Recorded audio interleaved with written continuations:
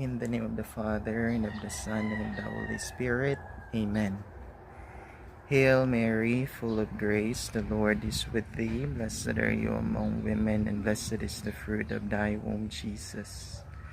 Holy Mary, Mother of God, pray for us sinners, now at the hour of our death. Amen. Mary, seat of wisdom, pray for us. In the name of the Father, and of the Son, and of the Holy Spirit. Amen. Good afternoon once again, brothers and sisters in our Lord Jesus Christ. Kuya Nico na po ni another day, another sharing na punta. For today po, gusto lang ko mag-share about Catholics faith perspective about the Blessed Mother and the saints.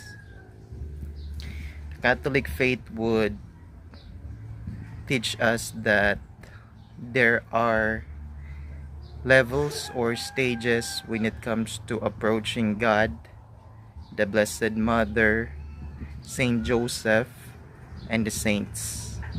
I think this is very important nga atong matanaw o we can reflect upon.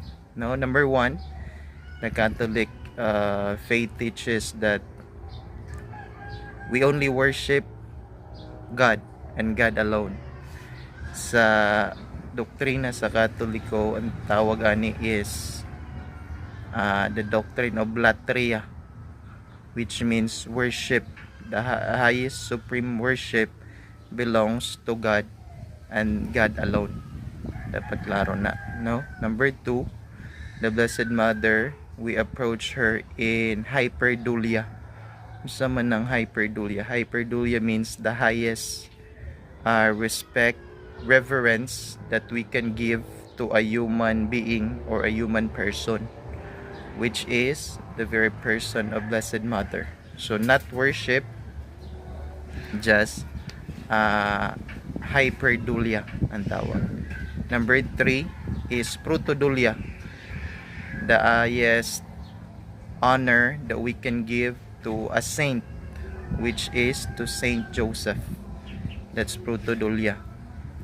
Lastly will be dulia, that belongs to the saints in general. So again, it's reverence or honor that we give to the saints. No, so that should be clear that the Catholics only worship God. Latria, hyperdulia, the Blessed Mother, proto